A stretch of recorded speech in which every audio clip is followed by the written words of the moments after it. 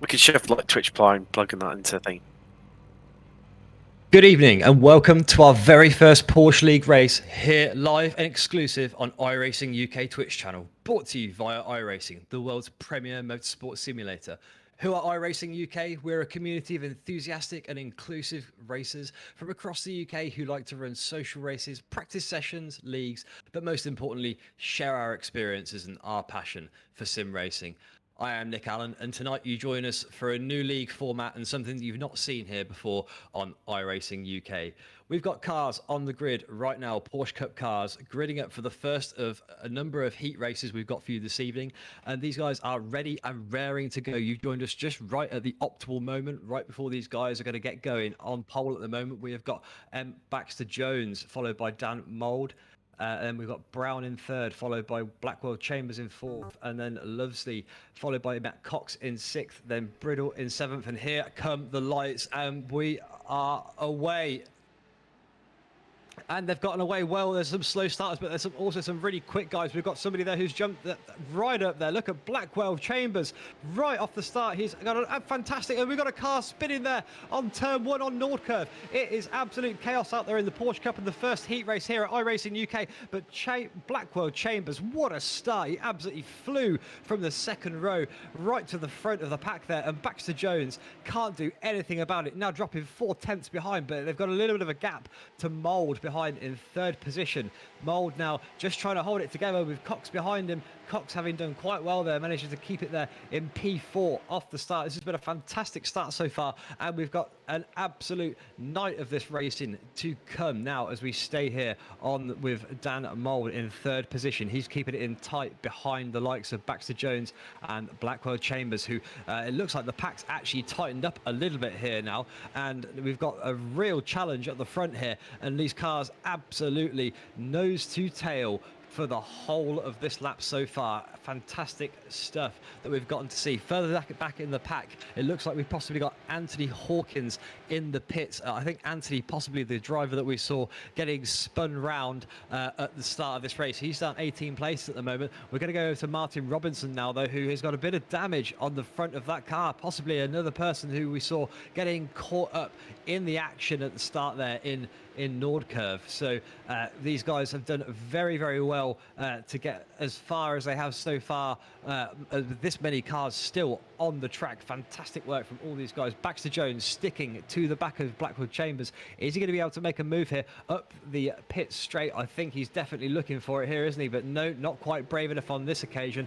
Mould behind him, sticking in close, only 1/10 separating these guys, and he is really all over the back there, looking for a move now on the inside. He's managed to get it up there. He's going to do it under braking, and he is. He's going to make that second position, and that is fantastic work there from Mr. Mould. Well done, sir. Up to second position. Baxter Jones now losing places and struggling. He's now going to be under threat from the likes of Cox and Bridle. Look at this. On the inside is going to be a sandwich here.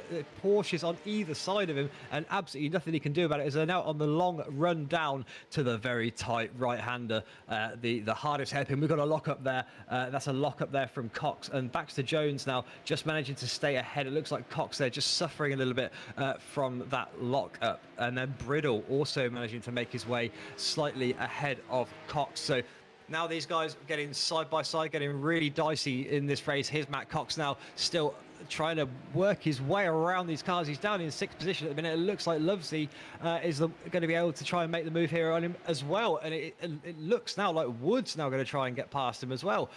Matt Cox really under pressure here and having to really defend quite hard. These guys obviously with one little mistake, with them being as close as they are at the moment, all it takes is a couple of tenths lost here and there across the course of this circuit, and they will be at risk of overtakes from the guys behind them.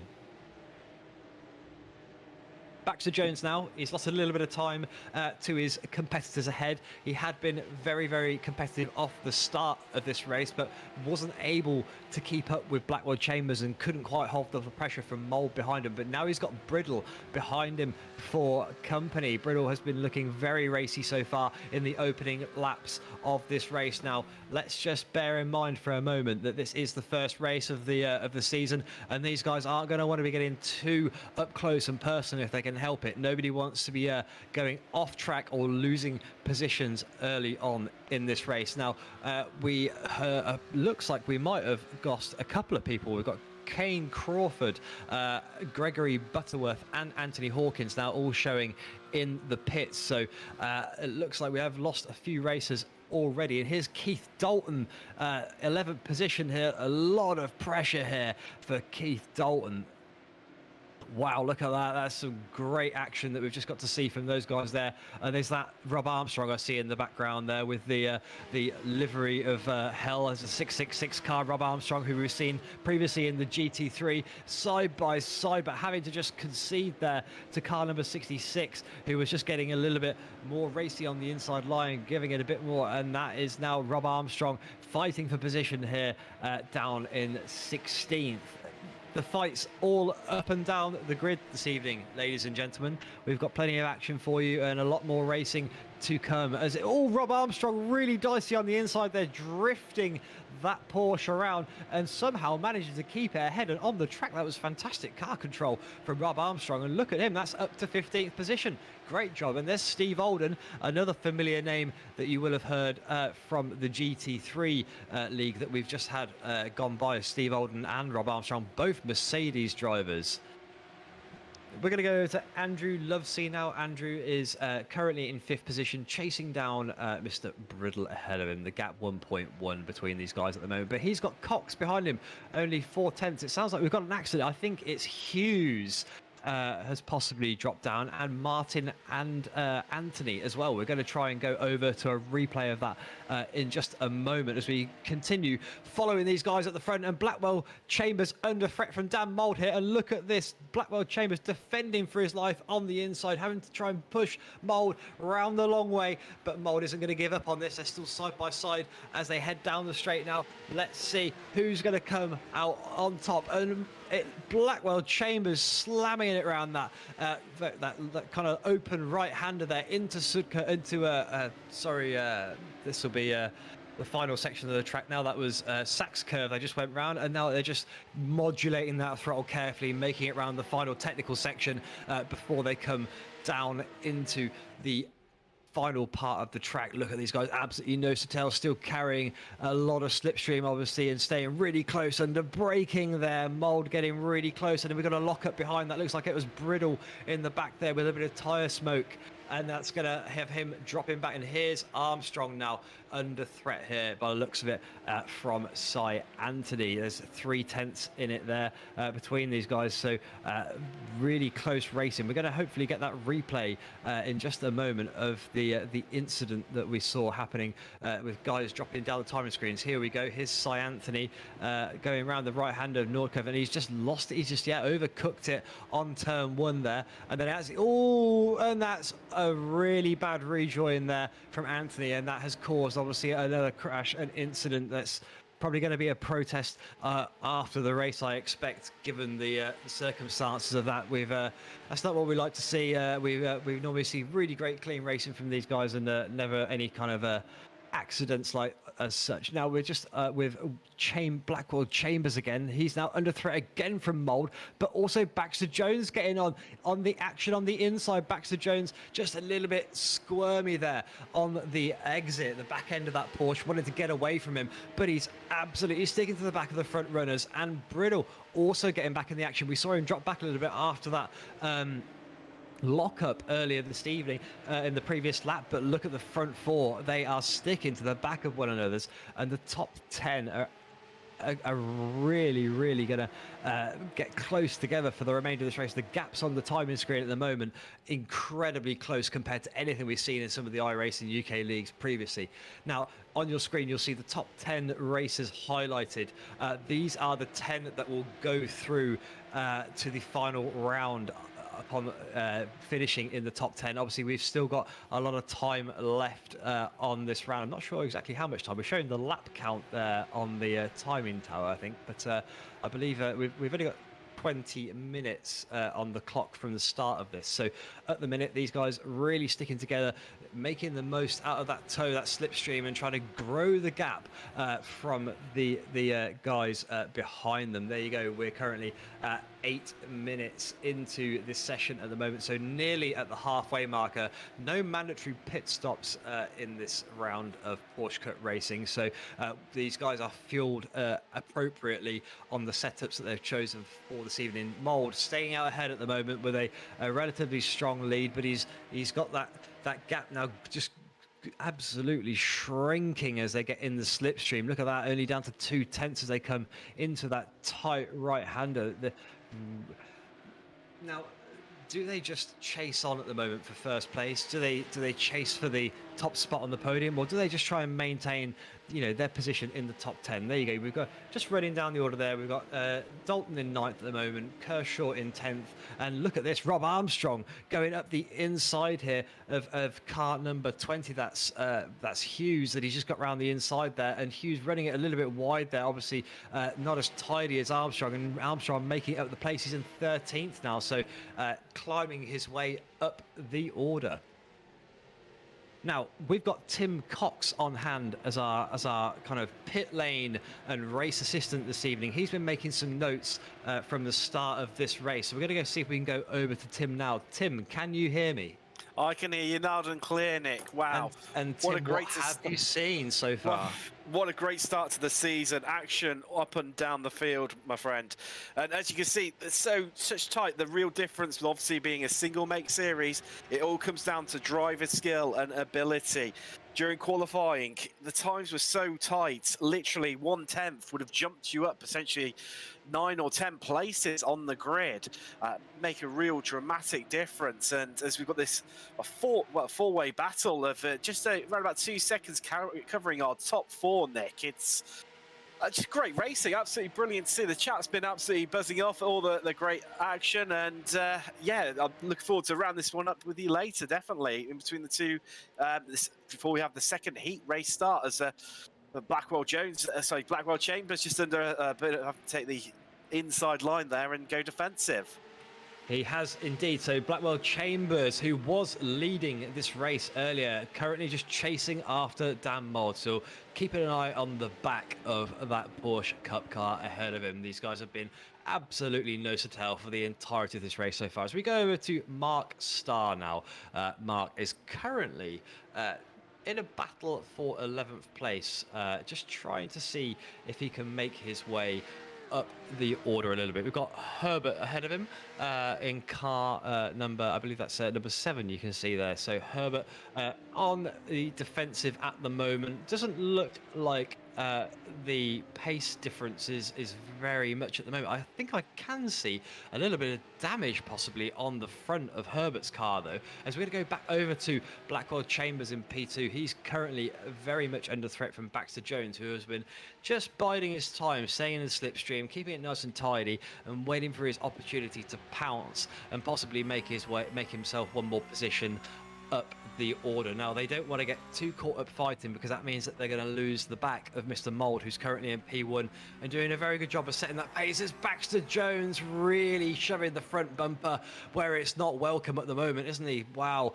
that was some incredibly close racing in round 1 from these guys. We should give a shout out and let you know that the camera angles you're seeing all of this action from tonight are provided by TrackCams 22. Some great angles that we're going to see. Chambers under threat potentially here again. No, not on this occasion. Not brave enough from Baxter Jones in 3rd position. So yeah, as I was saying, TrackCams 22 bringing you every view of the action here in the first round of the Porsche Cup League. Dan Mould now really under pressure here. These guys getting closer every lap. There seems to be various sections where the guys are stronger, but look at that. Blackwell Chambers, a bit of a poor exit there, and Baxter Jones almost in a position to take advantage. Not quite though, as they come into Mobile 1. This is going to be very close coming over the line. I expect there's going to be a slipstream available for Baxter Jones if you can keep hanging on to the back of Mr. Chambers. Let's see what we've got in store. Now, further down the field, we've also got some very close gaps. Matt Cox and... Nick, sorry to cut across you, mate. Dan Mould, he's come off the track, he's carried on. He's just dropped off just as I looked away from the screen to look at timing gaps elsewhere. He's down to 8th place, and he just seemed to look up as we see on the replay now, caught the curb on the inside, has locked up, headed across the grass, and doesn't seem to have incurred too much damage there, Nick. Well, he's back in action. So he's in 8th position now behind Holloway and ahead of Dalton. This is going to be a welcome news to Blackwell Chambers, because that means now he's not going to fight off anybody ahead of him, but that does mean that he's lost the slipstream that was possibly giving him a little bit of a pace advantage before. Here's Colin Wynn. You might remember Colin from such races as GT3, and he's also a frequent driver in our Radicals Monday night practice sessions. Here's Blackwell Chambers under threat from Baxter Jones, who's trying to go the long way around, can't quite do it. Oh, Chambers shuts the door, and Baxter Jones just has to back off a little bit there, and Bridle behind, now having to see if he can pick up the pieces. Baxter Jones wondering, I wonder if I've just been backed off on purpose to make a bit of hassle for myself, there. And Blackwell Chambers just absolutely trying to fly off, but I don't think Baxter Jones is going to let that happen at all. Here's Steve Hughes. He's having a little bit of a fight here again with Star for 12th position. Hughes currently riding in 13th, but he's got Armstrong behind him. Armstrong, who we've seen taking a few places this evening, he's feeling racy. He's up for it in round one, and he wants a bit of action. Only 3/10 separate those guys at the moment. Here we go, Steve Hughes. He's got a bit of damage on the front of that car, and Armstrong goes very deep there. They're sending him wide over the curbs. That's going to be an off track for Armstrong, and that takes him out of that fight for a few minutes until he can maybe gather himself and close that gap back up. And here we go, Baxter Jones on the pit straight at the moment, following Mr. Chambers. He's not quite close enough to make a move as they go around turn one of Nordco. They're not quite in a position, and look at that, he's going to move over to the right hand side to defend here from Baxter Jones, and Baxter Jones has got the pace round the outside. Fantastic move from Baxter Jones, and then he's got the inside line as they head round the windy exit section here. And look at this side-by-side race at the minute. Brittle behind, just wondering if he's going to be able to pick up the pieces. He's getting the tow at the minute from Blackwell Chambers, and Baxter Jones side-by-side still as they're going to go into the heavy braking zone. Will Baxter Jones be able to pull another signature round the outside manoeuvre as he has done on the previous hairpin? And no, Brittle's going to go up the inside. He's squeezed him. That's it. He's going to be pushed off track there. That's going to be an off track for Baxter Jones, and now he's going to have to make his way back up the order past Brittle before he can even think about challenging Blackwell Chambers again. And here's Colin Wynn on the offensive. A lot of dents in the front of Colin's car there, but he's got the move done on the inside, nice and tidy. Well done, Colin, on that occasion. Nick, Chris Brittle. Just to bring viewers up to date, there's been a freeway crash by the looks of things between Wynn, Franklin and Kuma on lap 9. Be good to see what's happened there. Here we go. Replay now from Sean. This is this an overtake? This is no, not quite there. Looks like it. Oh, he's just spun it round. So Colin did just have a little dink there, but it wasn't anything too heavy. I think Colin already had a little bit of damage on the front of that car, but it was apparent that he had a bit more obviously later on in the race. Here's Rob Armstrong now, and he is challenging Star again. So Armstrong in 13th. It looks like he must have gained a position at some point within the fight there, because he was down in 14th. So still sparring away with Star. Let's see who's going to come out on top of this one. At the front of the pack, Chris Brittle is right up the inside, on the outside here, and Baxter Jones putting the pressure on. This is really intense stuff at the front of the grid. It has been for the entire race so far, whether it be people coming off the track or just neck and neck racing, as we've got right here again. Brittle and Baxter Jones. Baxter Jones looking like he's actually made it happen at the moment. He is slightly ahead, but Brittle's going to have the inside line here. They're really, really close together, squeezing it in there. We've got contact. Brittle pushing Baxter Jones off the track a little bit there. There's a bit of paint that they've just traded there, but they're still side by side. We don't want to see anybody getting too many dents in the car here, and they're still running neck and neck. Fantastic driving for both these guys. Baxter Jones, oh, we've got a dent in the back there. Baxter Jones' car is pushed off a little bit out wide. He just slows down a bit, but Brittle managing to stay ahead. Now, I don't know if there's a, I don't know if that was probably just a racing incident. I think these guys have been going at it for quite a while now, so natural that they're going to get a bit close as we come into the closing portions of this race. Just a minute and a half left of the session. So Baxter Jones now just trying to claw back a bit of time and get back close up to Bridle, but ahead of them, Blackwell Chambers has got a bit of breathing room now. He can dance off into the distance and make his way off to victory. 3 seconds separates him from the battle for second at the moment. Behind these guys, we have got the fight between Cox and Lovesey also. We're actually just having a little look now at Stephen Kershaw. Stephen Kershaw, P10. So with a minute left, this is the last person that will qualify. So obviously we said the top 10 are the ones that go through to the next race. So Stephen Kershaw currently just hanging on to the final spot in that list. All he's got to do is get it round the next minute of racing and he'll have a position. Here's Baxter Jones now under threat. He's actually managed to get it round Bridle successfully by the looks of it. And Baxter Jones now on the inside defending very heavily on the right-hand hairpin there. And look at the cars behind now starting to catch up to the back of Bridle. Lovesey now catching right up to the back of Bridle. And that's going to bring Cox into the mix as well. Fantastic work from all of these guys so far. And Blackwell Chambers now 3.2 seconds ahead. He's doing a fantastic job of just growing that gap and making his way to the very first victory here in the Porsche Cup League. Now, Baxter Jones still under threat right to the end. Let's see what happens now with Lovesey and Matt Cox right in the mix here. A little incident could cause a complete mix-up in the standings this evening. So let's see what Bridle's got. I don't think he's going to be able to bring it up to the back of Baxter Jones anymore. Baxter Jones has looked like the faster driver throughout the evening so far and the first race. So Baxter Jones, brilliant stuff from him. And here we come round into the final corner as these guys now going to go over the start-finish line. Fantastic driving from all so far. We've got Bridle, Lovesey and Cox there. That's third, fourth and fifth. Then Wood now comes over in sixth, followed by Holloway, Mould, and then Dalton should bring up ninth position. And then finally in 10th, we will have Kershaw coming over.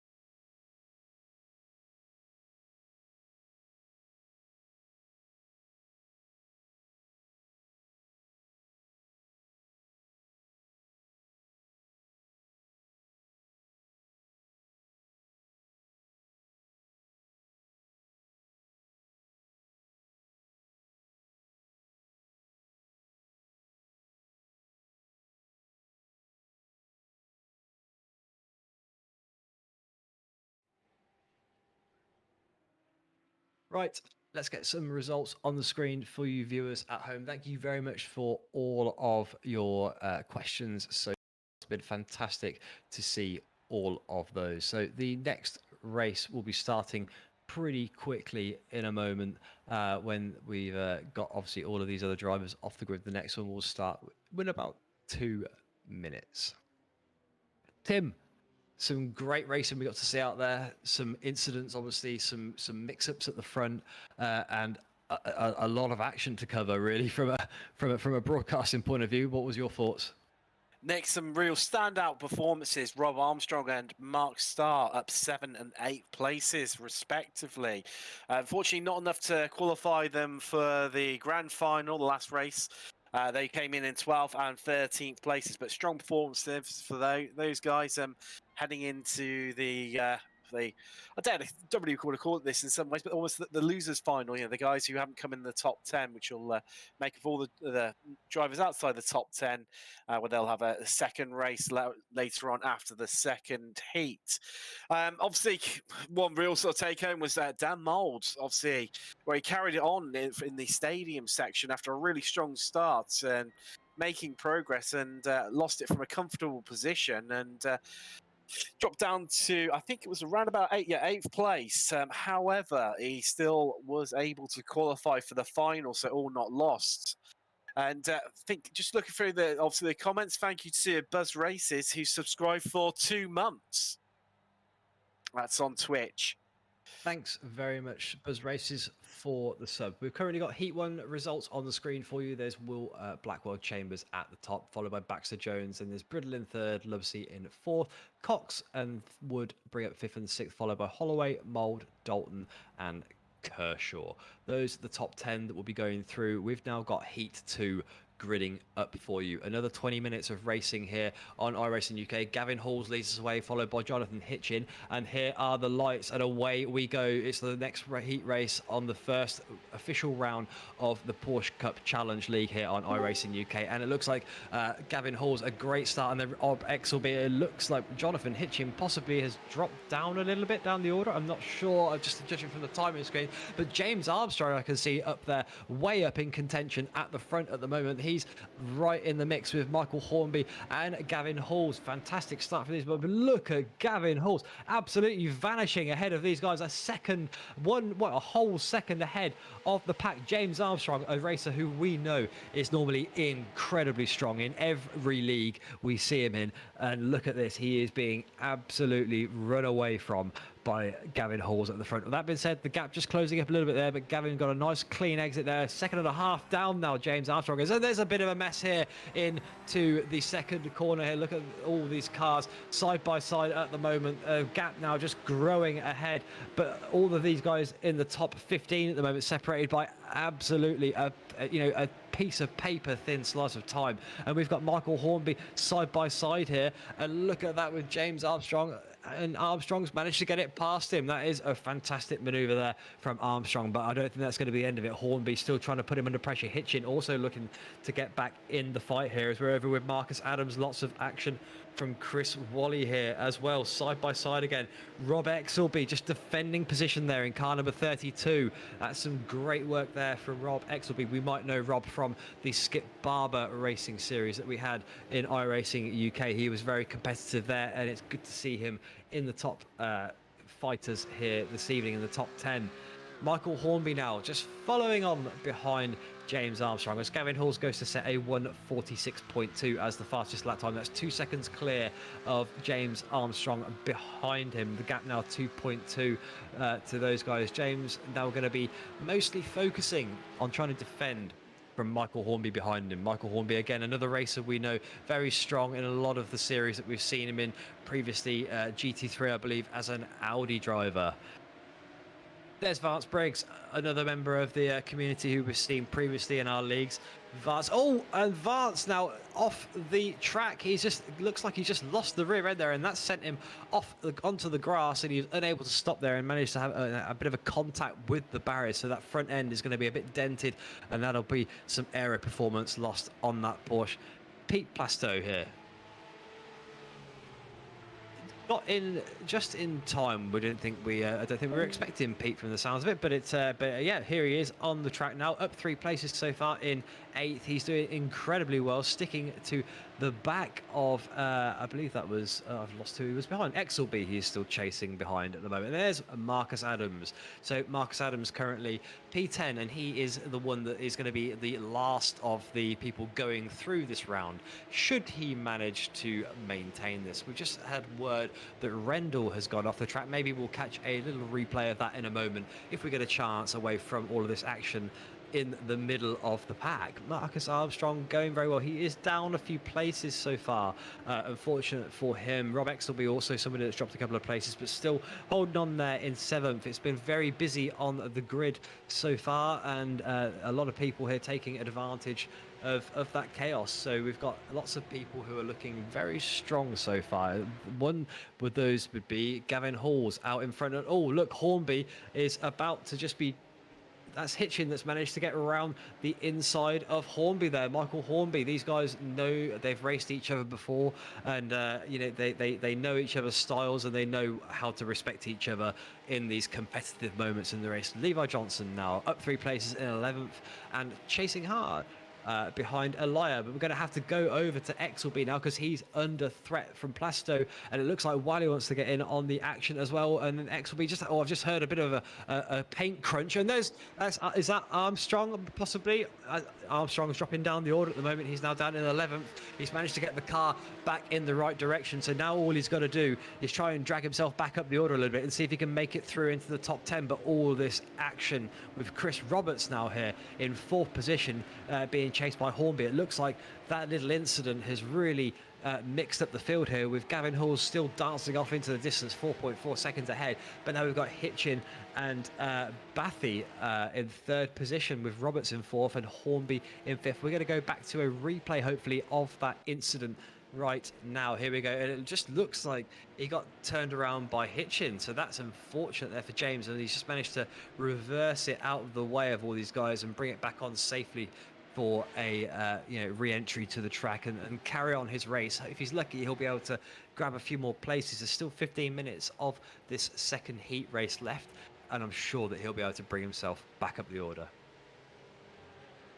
Now, Vance Briggs obviously dropped out of the contention a little bit now. He's down the order. Unfortunately, we were just covering him on camera when he was there. And here's Rob Exelby under threat again. Who's that on the inside there? Is that Plasto having another look there and can't quite get it done. Again, he was really close in there. Looked like he'd left it very late to be making that move, but Exelby had left the door open. But Wally behind him still looking to pick up the pieces possibly from this fight at the moment. Now, we're going to go over to our wonderful pit lane assistant Timothy, who hopefully has been making some notes off the start of this race. Oh, but Exelby just getting squeezed there. Sorry, I was about to go to Tim, but Exelby now running side by side nearly with Plasto. We're now just going to ride on the rear wing of Exelby because this overtake could happen at any moment. And I, as much as I'd love to hear Tim's voice again, I can't miss out on this action, and neither can you viewers, because look at that, going for the inside, looking for every gap that he can, but sticking right to the back of Exelby's rear bumper. This is fantastic racing from the Porsche Cup Challenge drivers so far, and something that we probably haven't seen in any of the other races so far. This is absolutely wall-to-wall action. Tim, I don't know if you can take over for a minute. Yeah, I'll let you catch your breath as X will be under a threat there heavily, and he's going to be on the outside into the next corner. It's just slightly off camera as we look at Baffy at the moment. There's hardly anything. Yeah, he's been passed on track. Plasto's managed to find a way past. These guys have been trading places. X will be currently the top overtaker with 6 positions. Just to bring you up to date with obviously James Armstrong after his spin. He's currently residing down in 12th place. Obviously, he only needs to make up 2 places to allow him to get it back up in the top 10 to qualify for the final. Obviously, there's a lot of battling in this midfield going on. Doesn't make too much difference as Exelby loses another place there, we see on camera. The drivers obviously don't need to worry too much in this race as long as they qualify within the top 10 to get into the grand final. However, being racing drivers, you can't really tell them that, and they're going to fight over places anyway, Nick. I can't believe how much side by side. Look at how many Porsche Cup charts we've got there. Absolutely side by side. Thanks very much for filling the airwaves for a minute there, Tim. Oh, we've got action. We've got all sorts of crashing going on there and contact. I missed who that was particularly, but Exelby had to go wide to avoid it. Plasto was one of them, and Wally as well. Look at Wally there just crawling along. Has he got damage to that car that's going to put him out of contention here? Nick, I think it was Roberts there who was the car who came foul there and created that big concertina effect. And just somewhere off camera, Paul Stouters had an incident as well. Johnny Elia looked like he was just struggling to get the car around that final section of the circuit there. And is he dropping down a little? Is he struggling possibly? Let's have a little look here. We've got Kip Stevens here that we're now riding with. Kip up 5 places so far. He's had a fantastic race, managed to gain a few places. One more will see him into that final in the top 10. And it looks to me like P9 now is Mr. James Armstrong. P8, I say that again, it's now P8. He's just managed to take another position. Cars are falling off the track left, right and centre. Did somebody put some grease down? He's struggling to keep the pace up here, isn't he? I think he's just pushing really hard, rattling all over the curbs. That's going to lose him a bit of time. And then behind, we've got Levi Johnson here. Look at this move up the inside. That's incredibly brave. James struggling there, and Levi's lost it. James has made contact, and we've got more cars off the track here. Oh, that is unfortunate there. But James Armstrong still managing to keep it in ninth position. But how long will he be able to do that for with the amount of damage that he's possibly picked up on that car? We've still got another 10 minutes of racing left, and Michael Hornby now still kind of in contention at the front at the moment. Look at Michael Hornby still hanging in there. Here's Oliver Carwardine. Sorry, I butchered the name there. Up 6 places at the minute in 11th position, doing very well. Great performance here from Oliver. He's currently chasing along behind. I've just missed where the battle box has gone, but nonetheless he's in contention for a position here as we follow now Bounce Briggs, who we were watching earlier before he had a little accident and dropped off the track just as we'd switched the camera over to him. He's got a little bit of damage at the front. Oh, there's some smoke there. Who's locked up? And that is who we got off the track there. Is that Adams? I think that's Adams has just managed to spin off the track there, lock the brakes up, span it round. And one thing I was told before these races was these cars are an absolute handful, and they're proving it here at Hockenheim in the heats this evening. Some fantastic driving. The Advanced Briggs now in 14th, trying to make his way back up the order if he can after that incident earlier. And now we're on board with Michael Hornby. He's chasing along behind Bathy, trying to get his way up to third position. And here we are just watching him from the outside now. He's incredibly close behind, but he has got Plasto really close in behind him at the minute. So there's every chance that we're going to see a really close battle here right up until the end of the race. We're only halfway through so far, and the amount of crashes and off tracks we've had has been incredible. Tim, I don't know about you, but it's hard to know where on the timing screen to try and keep your eyes at the moment, because there's fights happening everywhere, under a second in multiple places across the grid, as we see Hornby is still under threat from Plasto. Yeah, Plasto definitely a man on the move at 6 overtakes and up 6 places in the race so far. Also, Baffy, another driver on the move, up 7 places, and Kip Stevens up 8. Ralph Cullinan up 9 as well. Marcus Adams, one of the drivers, not faring too well, down 13, and Chris Wally down 14 as well. But however, Gavin Hall's hardly mentioned it. He's just sailed off into the distance out the front. Marcus Adams here, a bit of damage on the front of the car. He was just trying to go around there. I think that was Stout who had an incident earlier that you did mention, Tim. So we're back over with Hornby now, because he is really starting to get some pressure from Plasto, who's been climbing his way up the order, Mr. Plasto, throughout the evening. So it's going to have to keep an eye on this fight, because with only 6/10 between them now, it can't be long before Plasto's ready to try and make that move on Hornby, albeit he's not quite there yet as they go around turn 1, trying to... Oh, he's picking up a little bit of curb there, not too much though. You can just hear a bit of a rumble there as Plasto's car heads over the curves on the outside of turn 1. Into turn 2 they go, and looking very comfortable at the moment. He's just maintaining that gap to Hornby ahead of him, but 4/10 in it still at the moment. And the slipstream here is the thing that's going to really make the distance. Can that 4/10 turn into 2? Let's have a little look and see. We're down to 3.5, and he's really creeping up to the back of him. I don't think he's going to be near enough for a move at this point, but the gap is now under 4/10. He takes a slightly wider and later turning point there, and I think he's just managed to carry about the same pace on the exit there as Hornby has. So Hornby now still trying to close that gap up ahead of him, obviously to Bathy, who is just cruising around at the minute in third place, which he inherited obviously from those incidents that happened earlier. Hitching up ahead, kind of dancing away in very much the same way that Gavin Halls has. Gavin Halls has been very much uninterrupted for the entirety of this race, and I think that's probably the way that he'd like to keep it.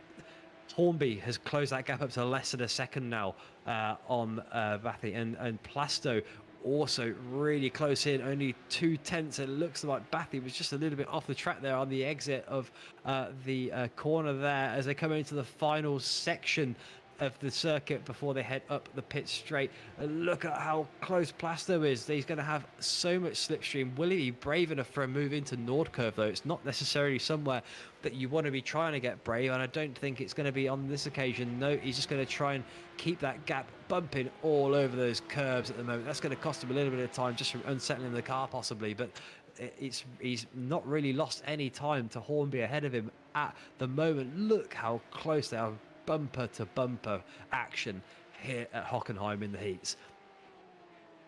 Now here we go. Now he's really pushing hard again, chasing up to the back of P3, checking out to the back of Dan for 3/10. It just seems to be hovering around that 3/10 mark at the moment between Plasto and Hornby, but Hornby just keeps chewing away little bits of time, and there's a bit of a wide exit there possibly. And what's Hornby going to be able to do with this now? Anything at all? The gap really close in here, and Plasto is going to be able to take advantage of any kind of fight that Hornby gets into obviously here as well, with Bathy just struggling to get that car under control as they came around that quick left-right-hander section there. And wow, Plasto pretty much pushing Hornby around this track. His headlights, you know, just might as well be connected to the brake lights of Hornby's car at the moment as they continue to stay really close together. 3 drivers all together. You don't see anything like that. That's a great shot from track cams 22 that was just captured of those guys coming around the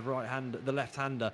And look at the action we've got on track. This is absolutely astounding stuff, and that's going to be a bit of a move. The door's been left open, and Bathy's going to be the one that loses out here, with Plasto just trying to pick up the pieces on this fight between Hornby, and Hornby's going to have the inside line as they head into turn 1. Look at how tight this is going to be, and Plasto's going to try and take advantage of it as well. And it looks like Hornby's lost a lot of speed there. The slipstream here now for Plasto, we're going to be 3 wide into the second corner, and Plasto has got P3. X will be also getting in the mix as well, but not quite being able to get it past Bathy there. Plasto in P3, Hornby in P4. What a fantastic set of maneuvers we just saw there. And Exelby now in the action, in the fight. And look at this. He's got the slipstream behind Michael Hornby there by the looks of it. No, it's behind Plasto. And now he's going to make his way up the inside of Bathy. Fantastic maneuver there. Just ever so tidy. And just getting that rear end slidey a little bit on the exit. This is by no means over, Tim. I think that these guys are just going to be absolutely at it. Plasto, he'll probably try and pull away now and see if he can close up that gap to hitch him. But I think with 4 minutes left now, it's really going to be down to the likes of Hornby, Exelby and Bathy to fight it out for the remaining 3.5, 4 minutes. Nick, just to give yourself a chance to catch your breath, we've got a 5-way battle for 3rd place.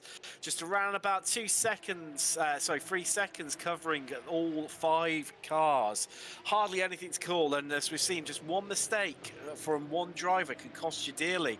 Dan Bathy falling from 3rd place down to 6th, losing 4 places on track just from one little error, and it's so easily done, and that's allowed obviously the following cars to catch up as Plasto and Hornby and Bathy were battling. But I get the feeling with around about 2 minutes 40 left to go, Nick, this battle is not over.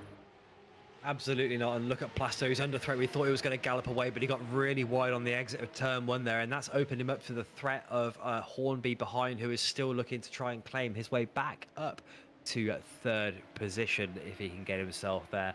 Behind him, though, we've also got Elia, who's been kind of not really in contention in this fight until now. And look at him chasing along behind the back of this pack, just looking to see if he can take advantage of it. Let's go to the onboard camera now as we watch them all going down, taking a lot of slipstream here. Obviously, heavy braking zone as they turn right here. Oh, everyone's very wide side by side here. That's Exelby looking to get up the inside. Oh, bit of a bump there, bit of a love tap.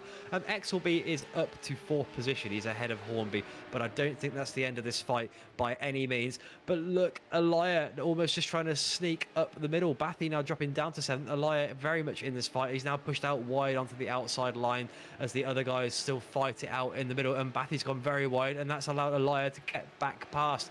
They are trading places like nobody's business on this Porsche Cup Challenge race this evening. Now, Gavin Halls still very much way out in front at the moment. Nothing to worry about there. Johnny and Lyer, we're on board with. We're actually, oh no, here we are. Now we're with Gavin Halls, and Gavin Halls just heading over the start-finish line on one of the on the white flag lap now. So only one more lap to complete for Gavin Halls, and his race will be over. A commanding victory for him, assuming that he doesn't bin it on the last lap. Michael Hornby in 5th position at the moment. He was very much in contention for 3rd earlier on, but Plasto and Exelby have very much made their stake, their claim to being in those top positions. The top 10 at the moment: Gavin Halls, Hitchin, Plasto, Exelby, Hornby, Elia, Bathy, Stevens, Masters, and Armstrong. Speaking of Mr. Armstrong, here he is, car position number 10, car number 47, a man that we know very much from the GT3. He's got a lot of damage on the front of that Porsche Cup car at the moment. Look at that. That's dents all over for James Armstrong. But at least he's going to make his way, obviously, through into that top 10 and secure his place in the next race. Let's go over to Rob Sanford now. Rob Sanford, we haven't seen much from him in this race. Normally, he's got the full support of the entire Sanford clan on the Twitch chat. And right now, he's chasing hard behind Kelly. Let's see if he can make the move happen here. On the inside, very brave there, but not all. The door was still open, and there's absolutely every chance that it could still happen here. Look at this. The car side by side, really dicey, catching on the curb there. And I don't think it's going to quite happen on this occasion, but they're on the long run now. There could be another chance under braking here for Sanford to gain himself another position and get up into 19th. Very small gap here between these guys. And on the inside, under braking, a big lock up there on the right front for, oh, and he's spun it around. He's just put too much effort in on the exit, and it's unfortunate for Sanford. Pushing hard all the way to the end, just as we know he always does. And here's Exelby in 4th position, following Plasto around for the final lap as they head over the line. So Mr. Halls at the top of the table, followed by Hitchin and Plasto. And we've just had Armstrong go off in the distance there, but he's still in P10. And it looks like, despite all of his bad luck, oh no, and he's spun it again. Is he going to get overtaken at the very end of this? No, he's got no competition behind him. But look at the gap behind him. There they are, but this is the last lap, and he's just managed to do it. Unbelievable from James Armstrong there. He's managed to get it round finally. A lot of drama there for Mr. Armstrong. He'll be absolutely, I'll be beaming to get out of that car now and not have to worry about driving it around with the amount of damage that he had on that Porsche. Great racing there from Gavin Halls. Absolutely darted off into the distance, not a care in the world about the pack behind him, followed by Hitchin in P2, and then we had Peter Plasto in 3rd position. Rob Exelby comes in 4th, followed by Michael Hornby, and then Johnny Elia brings up 6th position.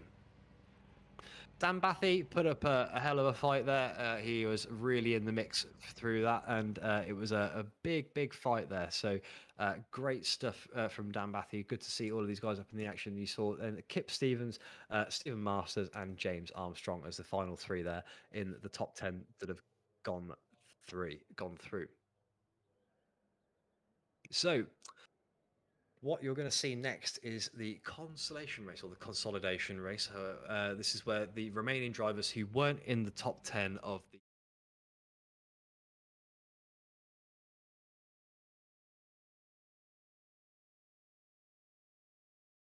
predictions for what we're going to see in this session.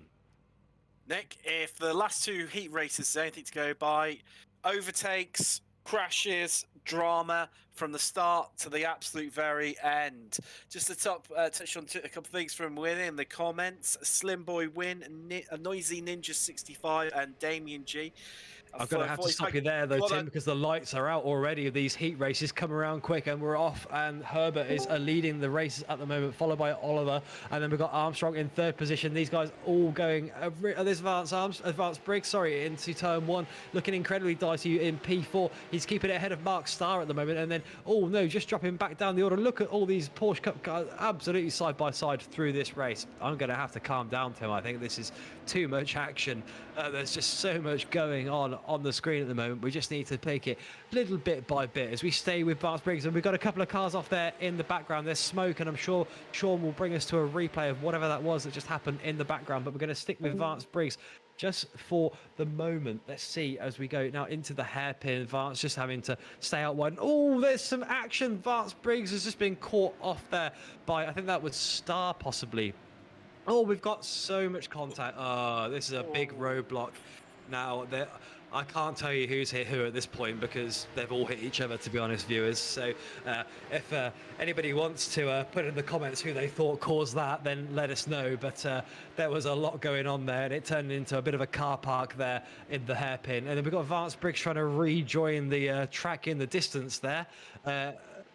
I think he'll probably have a slow down penalty or a black flag for that. A lot of damage there on the front of the car, but they're rejoining right in the middle of a pack here who are really fighting hard, and maybe Vance Briggs just struggling there with that. Yeah, I think Vance is struggling. The damage on that car possibly not allowing him to get around safely, or he just can't get the pace on at the minute. Everyone else is just dancing round the outside of him, and I don't know who that is behind him as well, Tim, that's struggling, but Rob Armstrong's gone off as well. That looks like oh, that was a very close nearly an accident on the rejoin there as Armstrong now gets back on the circuit. Look at all of these guys now catching up throughout the pack. So we had an absolute car park earlier on which separated out some of the guys. Herbert out ahead now just kind of seems to be quite content, and I see more tyre smoke up ahead in the distance there, Tim. More cars going off into turn 2, and again we've got all of these guys side by side. This is just asking for action, and it's their last chance to get through into that final. I can hear paintwork scraping in the metal of Porsche cars crunching together, the iRacing sound effects everywhere we go on Hockenheim this evening.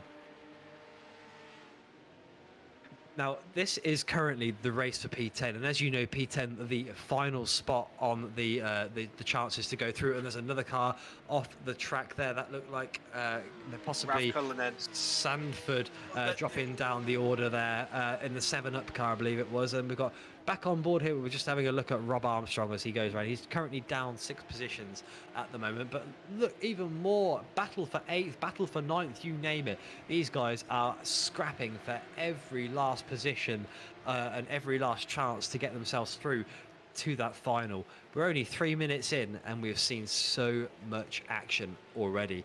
Look at these guys side by side now, and that looked like he was just closing the door there. Paul Stout now just trying to get the slipstream behind Crawford, and on the inside he goes, nice and tidy from Stout. They're pushing Crawford round the outside, and Crawford now having to just get off the throttle but try to stay ahead of Franklin behind him. This is so intense. Now, it looks like Herbert's still up ahead in the lead with Oliver not far behind him. Marcus in third, Marcus Adams in third, Stephen Hughes in fourth, followed by Byron Crawford and Chris Hitchin and Stuart Brown. All of these guys racing incredibly well. And there's another one off track that we've just lost. That was Kelly, Kawashi Kelly dropping down the order. And I think Hawkins I might have just seen drop a pace as well, possibly. Looks like Martin Reynolds just made a bit of a switcheroo possibly with Nick Alexander and then swapped it back again. We're going to keep an eye on all the battles across the field as much as we can, but we're going to stay right now with Paul Stout, who this time around not as much damage on the car as he had last time out in the first race, where we saw him with a few dents from the early stages. Tim, it's been a hell of a start so far. What did you expect to see that? Or we just, oh sorry, Paul Stout just getting pushed wide there a little bit, Tim. Well, Nick, I was hoping maybe for a bit of a calmer race for yourself, just so you can collect your voice a little bit. However, a Porsche Cup delivering back with action as we've got Stout there. He's under attack, and like you say, action up and down the field, Nick. I've hardly been able to write any notes where they've been trying to watch the action as it's been unfolding here live and exclusive on iRacing UK, Twitch and YouTube. We should mention, obviously, to all of our viewers, thank you very much for being with us this evening. And here's a leaderboard for you on the screen. Herbert at the top, followed by Oliver Carwardine, and then we've got Marcus Adams in third position, followed by Stephen Hughes, and then Byron Crawford, Chris Hitchin, Stuart Brown, Colin Wynn, Rob Armstrong, and Michael Coomber. That's your top 10 that will be going through. The rest of the races obviously won't be making their place in the final. As we now watch Chris Hitchin under threat here from is that Colin Wynn? Oh no, sorry, Stuart Brown that he's just been up against there. So Chris Hitchin losing the place there, and now he's got Colin Wynn behind him, who's going to be looking to try and see if he can make his way up the order. He's safe as it is, but what's another place? We know that Colin Wynn likes to race hard, especially in these Porsche Cup Challenge cars. Unfortunately, though, he's got a bit of company behind him in the form of Michael Coomber, but Michael really should just obviously you want to try and make sure that you just stay safe in that position. But with only 6 minutes of this race gone so far, I don't think that they're going to want to rest too much. They're going to try and make their way back up the order. Now it looks like Rob Armstrong's actually just popped up on my timing. I'm not sure what's happened there, but it looks like it was Rob Armstrong between Coomber. Oh yeah, there we go. There's Rob Armstrong. A little bit of a glitch on the timing screen for a minute there, but he's the one that's actually chasing behind Colin Wynn at the moment. To be honest, Rob Armstrong, he looked incredibly strong in the first race out, but he just ended up getting involved in a couple of little dinks here and there, or moments where there was big fights or multi-car fights for position, and it just didn't work in his favour. So he ended up just outside of the top 10, unfortunately, for Rob. Now, he's very much in contention at the moment. All he's got to do is try and keep it clean and ahead of the guy behind him, Michael Coomber, and he should be A-OK. Now, Oliver really under pressure here from Adams by the looks of it. We haven't seen much of a fight at the front yet, but Carl Wardine now really up under threat, and here goes Adams on the inside, and also Crawford looking to make a move here as well. So fantastic work here. Adams looks to have got side by side with Oliver at the moment, and he's going to make the move stick. He has made the move stick. Look at that, managed to claim himself P2 up the order. Fantastic work there from Adams. And Oliver Carwardine now is going to have to fight back here and see if he can get it done. Here, see round the outside. Is he feeling brave? No, not quite on this occasion, but he should have the better exit. And look here at Rob Armstrong now coming up to Colin Wynn. There's a bit of smoke there in the foreground, and Rob Armstrong just locks up a break there. It looks like we've got nobody off the track, and Colin Wynn just pushed wide a little bit, and he's now going to have to go side by side with Coomber, I believe. Oh no, that's Hitchin that he's side by side with. So Hitchin was also up in this battle, and it looks like Armstrong, the one that's really come out on top there with 2 places rather than just 1. And Colin Wynn picked up too much curve. He's gone very, very wide there, and then had to concede that place to Hitchin, and that's unfortunate for Colin Wynn there. A little bit of a speed bump there, just slowed him down. Nick, just to cut across you, mate, this battle we've currently got for 10th there. Michael Coomber, he's got Roberts behind him by only 2 tenths. Roberts currently at 17 places from the start, up into 11th place, so he's definitely a man to watch as the race unfolds. Absolutely, we'll keep an eye on P1 for a moment. Let's have a little look here at Herbert up ahead. Herbert not really been bothered by anybody this race, very much like Gavin was in the previous race. Just sort of dashed off into the distance with no troubles at all. Now we're going to go over to Roberts. Now Chris Roberts is chasing hard behind Coomber. He's looking to make his way into the main event. This is P10 that they're racing for. Now hopefully they don't get too close and it all goes pear-shaped here between Roberts and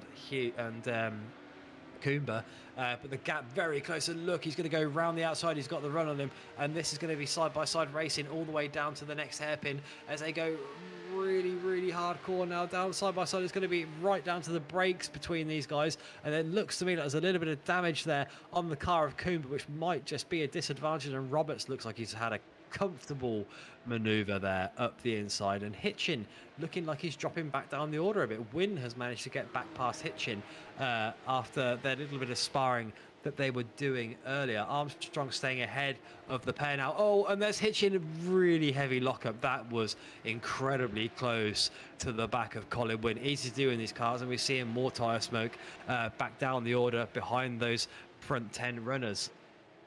Roberts now in 10th. Let's see if we can get the replay of the overtake on Coomber. I think we might have just missed it as we were seeing some of the other action there.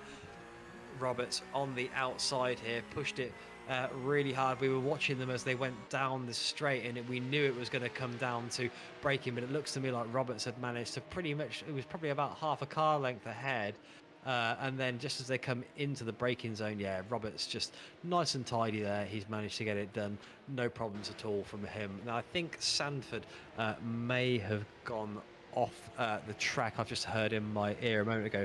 I'm just, oh, sorry, I think Anthony might have gone off. So just looking down the order at the moment, it looks like we've got Levi and Vance and Cy Anthony out at the moment. Here's Rob Sanford. We're on board on this replay at the moment. Hits the anchors hard, can't get it stopped, and unfortunately puts very, very nearly could have had a bigger accident there, but luckily just managed to avoid a heavy incident that involved obviously damage for both cars. Always getting very racy there in the hairpin on the exit. Car number 12 and car number 80, that's Byron Crawford that you're watching there on your screens, currently fighting with Carl Wardine for 4th and 3rd place. Adams ahead of them, completely unbothered by the fight behind him, and obviously Herbert very much dancing off into the distance. Here's Martin Robinson. Martin's in a bit of a battle here for 10th. There's at least 4 cars here. Oh, picks up a lot of curb there. We nearly had some contact between those guys, Martin Robinson, and it looks like Crawford's looking to try and get in on the action here as well. Coomber, the driver ahead of these guys, just keeping an eye on his mirrors on the action that's going on behind him, but they're very close, and this is where we're likely to see the incidents. A bit of tyre smoke being kicked up there by the drivers, and oh, look at that. There's Crawford trying to make his way around the outside on the very nicely cambered left-hander there. Tim, I'm just having a little look across the field, and the battles are really just kind of all over the place at the moment. It looks like the battle for 10th here, the closest at the moment, but have you been keeping your eye on anybody in particular? Yeah, so Nick, just a couple of places. Well, obviously Colin Wynn up 9 places and Stuart Brown up 8 places. However, Carl Wardine and Crawford's just not long gone past. Obviously, we caught the tail end of that on camera, so I think that's just watching Colin Wynn run a little bit wide there. However, it's Briggs, Starr and Johnson who are the big losers and currently in the pits after earlier incidents. That's allowed a lot of drivers to make progress, and Robinson's just got past Coomber. That's for 11th place. Coomber looking like he's struggling and just dropping back down the order a little bit almost now. These fights that he's getting involved in, he's never seeming to come out on top at the moment, but this could get very close here. We've got cars all over each other, picking up lots of curb there, and the battle for 10th is really hotting up here. So Roberts ahead in 9th. We've then got this Hitchin, Robinson, Cullinan and Coomber here. All 4 of these drivers just really just keeping it as close together as possible, but because they're dancing around and trying to trade position, they're really not speeding. Oh, a lot of tire smoke there. They're not putting in fast laps at the moment, and they're just getting incredibly close to each other. We've got lots of slipstream that they're able to pick up at certain points of the circuit, but you've got to be quite brave under braking and some of these hairpins to make those kind of maneuvers work. It's either that or you're relying on an accident, which we've seen obviously a lot here of this evening. Just from looking at the bodywork of some of these Porsche cars this evening, you can see a lot of dents from the various battles these guys have managed to get involved in so far this evening. Herbert's still very far off in the distance, not particularly worried about anybody that's behind him, and then Adams in 2nd, followed by Crawford, Carl Wardine, Hughes, Roberts, Hitchin, Robinson, Cullinan and Crawford.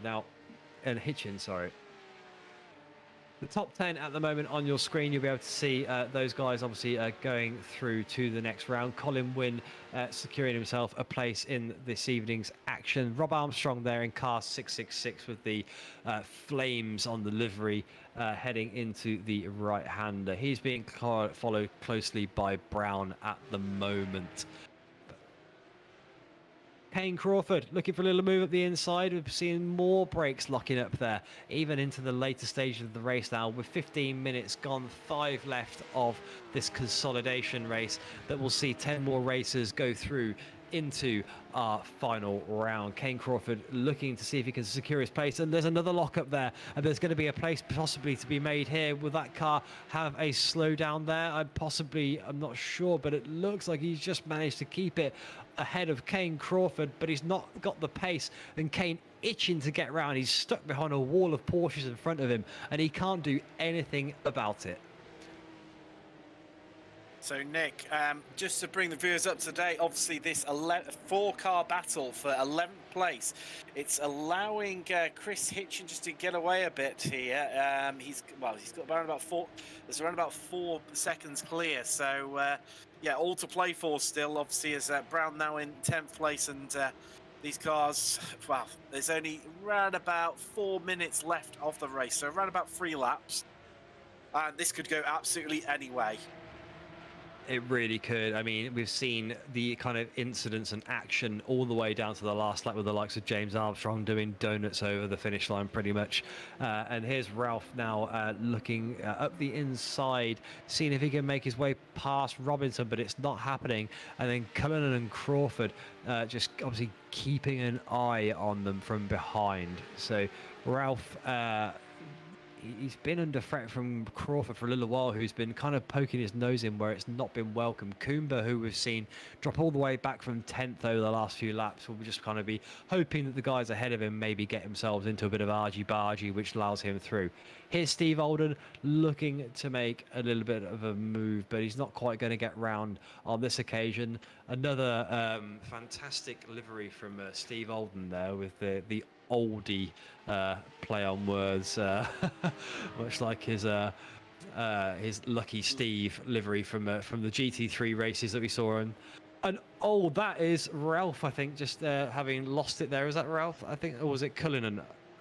Was it Robinson?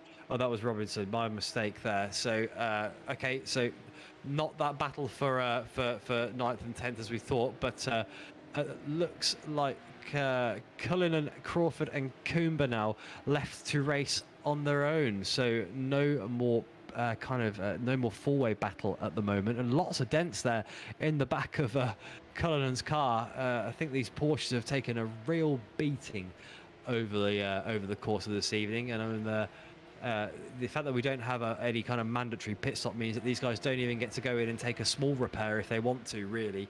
Otherwise, it's going to cost them the entire race with only 20 minutes of action. Looking up the inside, here comes Crawford, but not quite ready to make the move. The door's been closed very much by Cullinan in front of him as we go over to Chris Hitchin. So Chris Hitchin now fighting hard with Brown here. Brown in 10th position and Chris in 9th. So this is the last position, obviously, in the people that go through into the final. They don't really want to be fighting too hard because they don't want to both end up crashing and then making themselves drop back down the order with only a minute and a half left on the clock. Hitchin will just be thinking to himself, come on, mate. Keep it nice and tidy. Let's just get around the next lap and a half between us, and we'll have our place in the final, and we can fight it out there. Let's not give it to the guys behind us, the likes of Crawford and co, who are busy scrapping it out at the moment for 11th place. And it looks like Crawford has now finally managed to get it round Cullinan.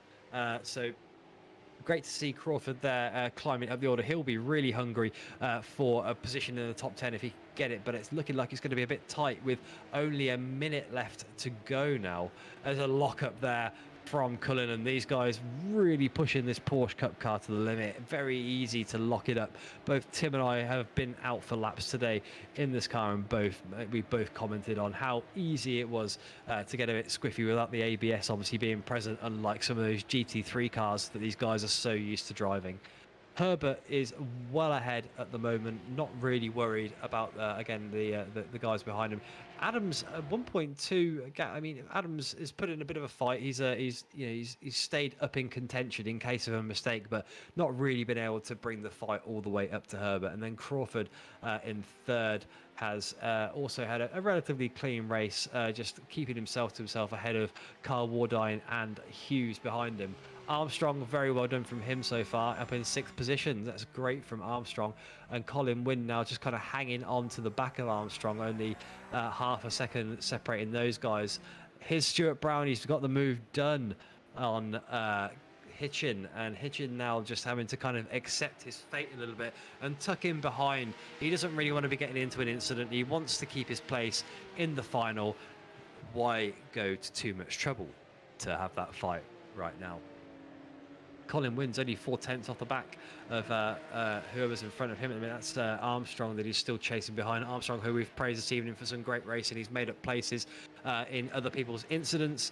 And it looks now like we are just waiting for the final lap to kind of complete, with these guys coming into the final section of the circuit, looking to finish up this race. Colin went up 10 positions in 7th place at the minute. Great race from him, and only a few tenths off the back of Armstrong.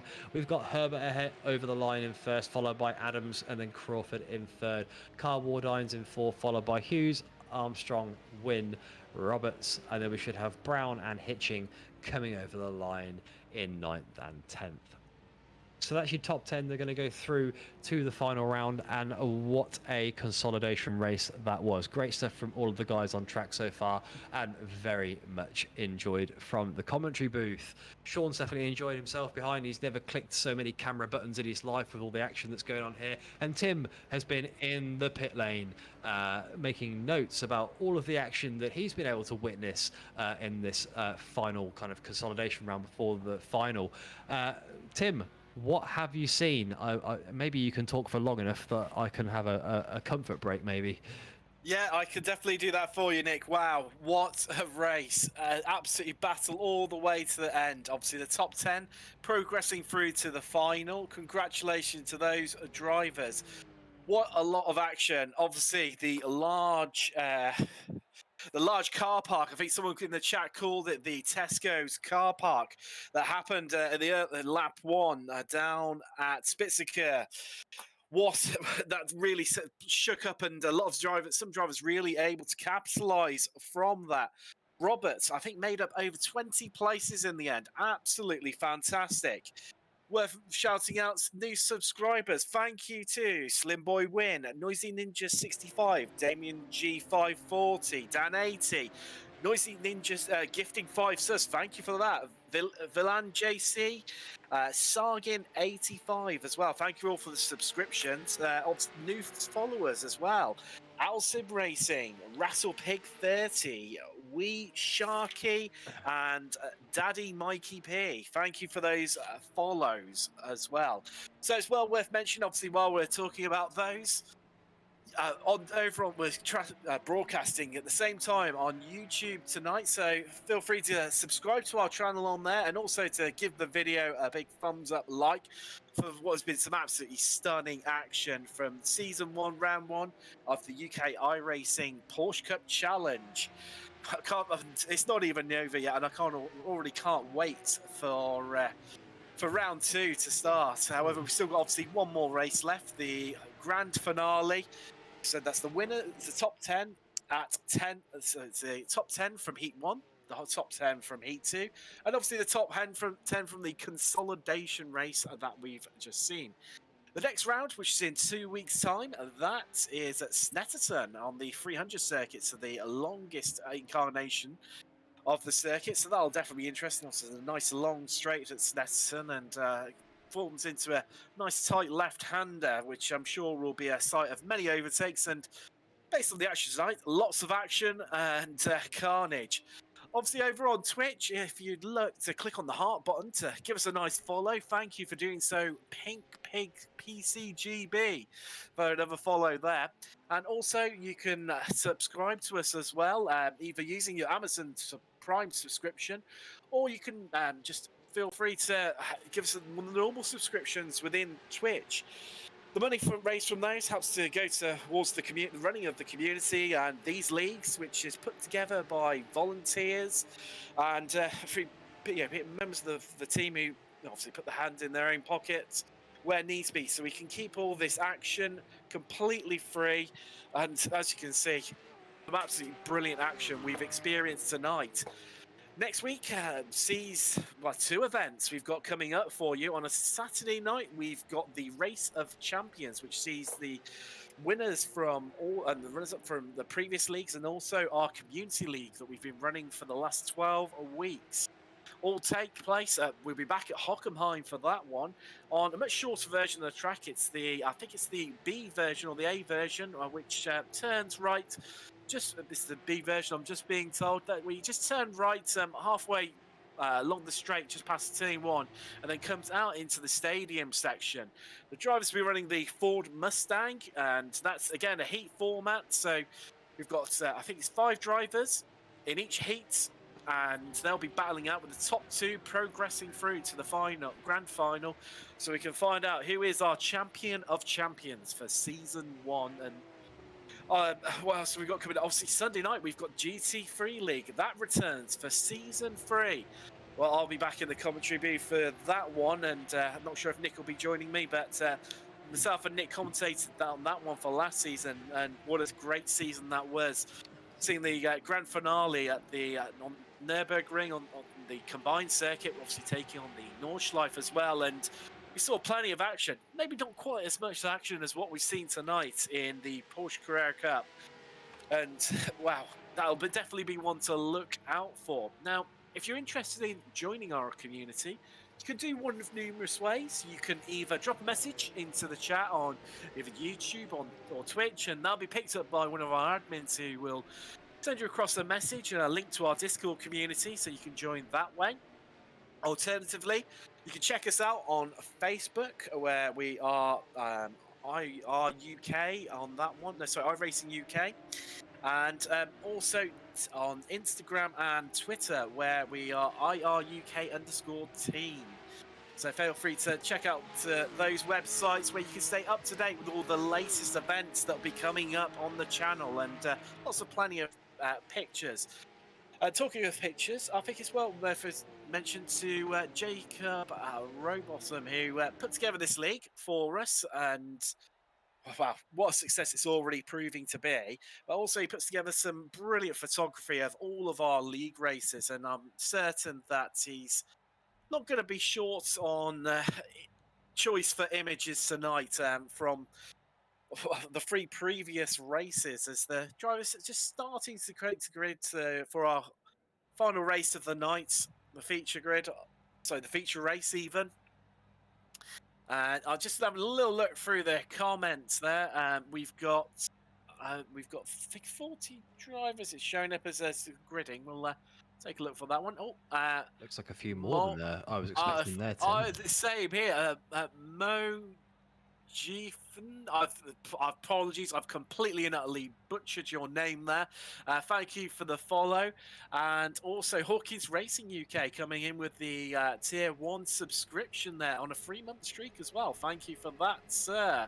Here are the lights, Tim, and away we go for the final race now. These guys are getting off well. Look at all of those Porsche guys. An absolute sea of German automotive excellence here at Hockenheim this evening as we head onto the turn 1. These guys absolutely going for it into the early stages of this race. Fantastic stuff we're seeing here as they head into the second corner. Absolutely packed across the tarmac, these cars are at the moment, with Blackwell Chambers currently in the lead ahead of Gavin Hall.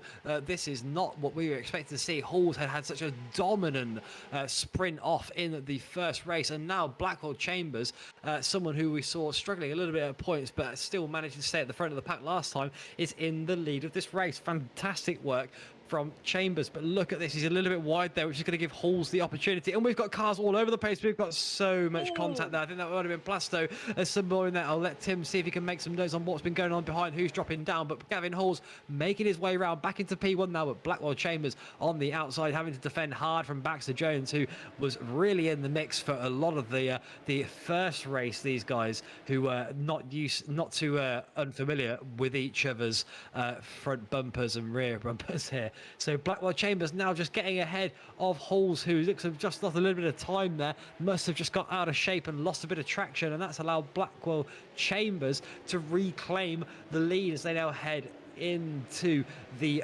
very cambered left-hander there, Sachs curve, and Baxter Jones is keeping himself well in the mix. Oh, we've got another car off there. I heard a bit of contact there, and that looks like Hitchin that's now dropping down the order. That's unfortunate for Hitchin, which allowed James Armstrong to make his way into the top 10.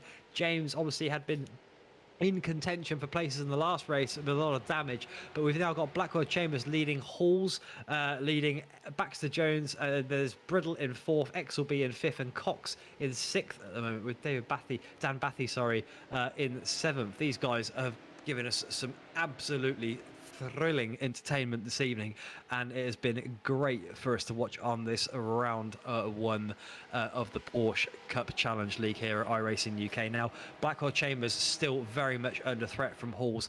Up ahead as Halls looks to the outside now, he's got much more pace, he's later on the brakes, and he's going to give him loads of room here. Hopefully no contact, but it looks like Chambers having to leave him the space there, and he's not quite managed to get the move done. But Exelby is the next person we should be watching, because he's up against Brittle here, side by side. He's got the inside line into the Mobile 1 curve, and oh, that is incredibly close, but it looks like Exelby's going to drop back now, because Cox has got the inside line and taking advantage of the fight that Exelby was in ahead for 4th place. Cox going to try and maintain that. We're going to go over to Gavin Halls here, looking like he's dropping back now from Blackwell Chambers. There's a second between these guys, whereas before they were under that 1 second marker. Perhaps Gavin Halls just needs a few moments to gather himself, but I don't think he's really got a moment, has he? Because only 0.2 of a second behind him is Baxter Jones, just pushing him harder and harder all the way around this race circuit. As we see now, Gavin just managed to claw a bit of time back there into the final section of the circuit. Looks like he's a bit quicker than Blackwell Chambers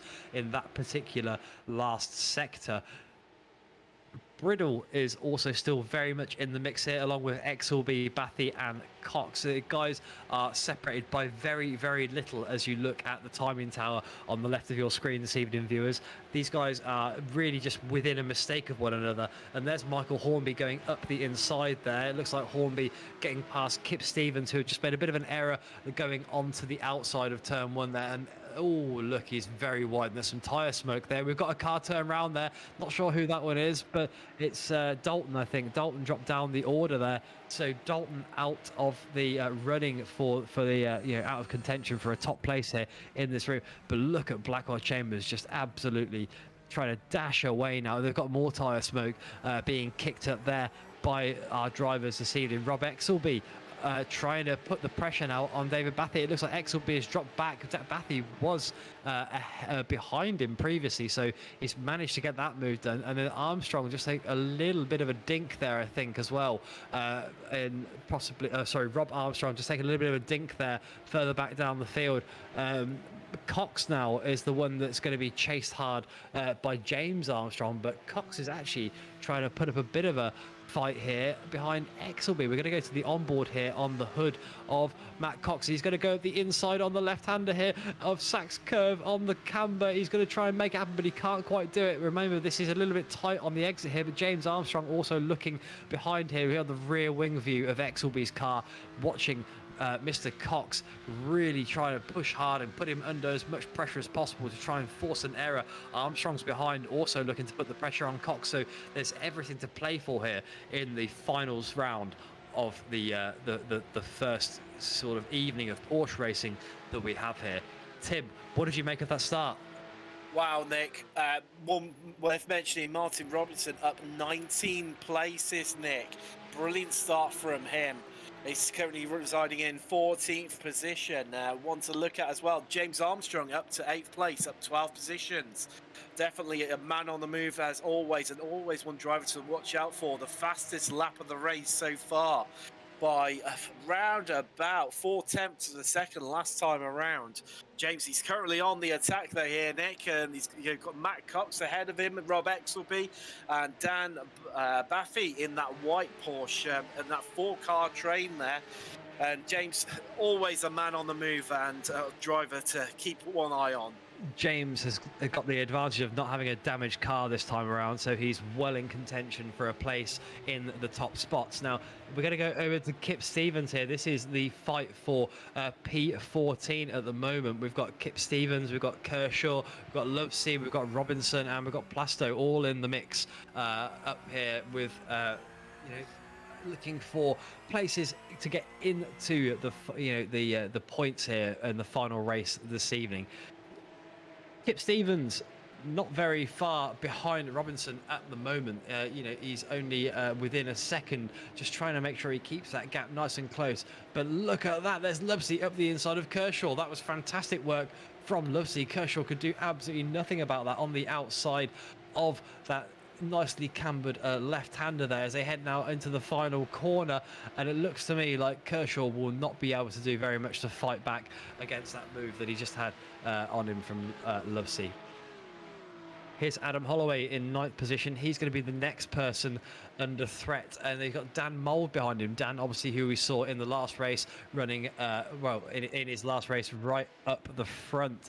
But we're going to have to nip over to Kip, who is currently in a really bit of a fight here between him and Mr. Robinson. Here's Armstrong again, though. Armstrong really getting the moves done. He's past Cox now, and he was having a good look earlier, and Dan Mould up the inside of Mr. Holloway. Fantastic maneuver from him there, and that's allowed the other guys behind to bunch up. I think as Elia and possibly Hornby there as well. Hornby, a racer who we've seen right in the thick of it in the top places previously in iRacing leagues. Right now he's in 12th position and looking to just try and see if he can make his way back up the order a little bit more and gain a few places. Obviously a lot to play for in this Porsche Cup, and we've still got another we're only 8 minutes into what is a half an hour final compared to the 20-minute races that we've previously been watching. Blackwell Chambers hasn't quite managed to dance away into the sunset just yet. He's got Gavin Halls behind him, still chasing hard, and then Baxter Jones only 3/10 off the back of Halls. Briddle's in 4th, and he's less than a 10th off of Baxter Jones. In fact, it might even be that he tries the manoeuvre here on Baxter Jones, and I think he's got it done up the inside possibly there. Let's just see if he's managed to make it stick. He has. Briddle's up in 3rd, and Baxter Jones has had to concede the place, but I'm sure it won't be for long because now he's got the slipstream. Let's see that move again in the background there. You see him move out to the right-hand side, and then he just takes that inside curve. Lovely. He bounces a bit, probably got a bit of an off-track possibly there, but he's got it done. But it's definitely not the end of the story between Briddle and Baxter Jones. On board now with Gavin Halls heading up in towards the very, very tight right-hander, and he's got the move done on Blackwell Chambers with late braking, but Blackwell's managed to cut back and managed to maintain that place. So Gavin Halls trying every trick in the book at the moment, putting the pressure on Blackwell Chambers, but Chambers are not caving in just yet. Baxter Jones has got it past Briddle in the background there for 3rd position, and I've just heard a bit of a dink possibly. Not sure if that's some contact from somebody, from the guys at the front maybe, but I've just heard a bit of a dink. Baxter Jones keeping it in 3rd place at the moment, but oh look, there's a bit of damage there on the front of Blackwell Chambers' car. I wonder if he's just had a bit of contact possibly. I'm not sure if that's might not be damage. It might have just been on my view, possibly netcode, but Blackwell Chambers now just keeping it close to the back of Gavin Halls, but also Briddle and Baxter Jones still very much in this fight, so we could see any of these drivers really coming in P1, subject to any incidents that obviously could happen throughout the remainder of this race. James Armstrong's now in 7th position, still ahead of Matt Cox. He's going to be trying to make his way up to the back of Exelby in the coming laps, and let's maybe try and go over to James in a minute, and we'll see what he's up to and see if he's getting himself into any trouble further back down the action. There he is, there's James Armstrong, still being followed very closely by Matt Cox at the moment. Matt's not looking to give up just yet. He might have been passed once by James, but there's every chance that he could get it back given the kind of race that James had in the earlier rounds. Exelby now the one that's going to be under threat, and he's got Dan Bathy ahead of him, who'd previously been trading places with in the other rounds this evening. So a great variation of drivers across our top 10, and a real story unfolding between these Porsche racers on the very first round this evening on this lovely Sunday night at Hockenheim. Tim, anything you've been keeping your eyes on? Wow, Nick, 3.5 seconds covering our top 8. Everything to play for with around about 18 minutes left to go. down more behind. Obviously, we saw him in our F3 for a round of our in3 league at Interlagos. He had to take to the pits, and he included a black flag. He'll be hoping for none of that tonight. However, Martin Robinson up 18 places. Wow, what a performance. But you've got to feel for Jonathan Hitchin, down 26 places, obviously, after that earlier incident. It's cost him dearly. I've just watched. He's just picked up a couple of places now, up to 24th. So he's only down 24 places, currently residing in 28th place. However, it's this battle for the lead, Nick. An 8-way battle for the lead. Under 3.5 seconds, covering the top 8. Absolutely right, Tim. It has been intense from race 1 this evening, and it doesn't look like it's going to be getting any less intense as James Armstrong now pushes up the inside on the right-hand side there of Rob Exelby. He's got it done on the inside, nice and tidy, and Exelby not really able to fight it too hard. He has got a bit of a straighter line, probably a bit of better exit speed there, but he's stuck right behind the rear wing of James Armstrong, who has now made himself another position up the order. That's now, how many has he gained there now, Tim? A lot, I think, this evening, hasn't he, on this on this final race? But yeah, great work from James. Exelby just on the inside though, still trying to put a bit of pressure on, and Matt Cox is now getting involved as well. James has been pushed wide, so after all that work and that praise that we just gave him, the move is far from done, and the race is very much far from over here. As Exelby now just keeping it nice and tight there, with Cox really tucked in behind him, trying to make the most of that slipstream and looking for an incident possibly between Exelby and Armstrong. Exelby is currently the F3 champion for iRacing UK, sorry, GT3, and James is the GT3 champion. So we've got two champs up against each other here, fighting hard for position in this inaugural Porsche Cup round. Now, we have got a couple of guys, obviously, further down the field. We've got smaller gaps as well. We've got Byron Crawford fighting hard at the moment with Pete Plasto. And we've also got Elia and Holloway very close further down the field as well. Here's Byron, and then here is Elia on your screen. Just came around the final section onto the pit straight. A little bit of smoke there, I think we just saw. Elia chasing Hornby, who is currently in 10th, 3 tenths between these guys, and it's looking like a fairly dicey fight between the three of them here, because we've also got Holloway in the mix, and there is Armstrong just kind of almost just having a look around Cox and Exelby there.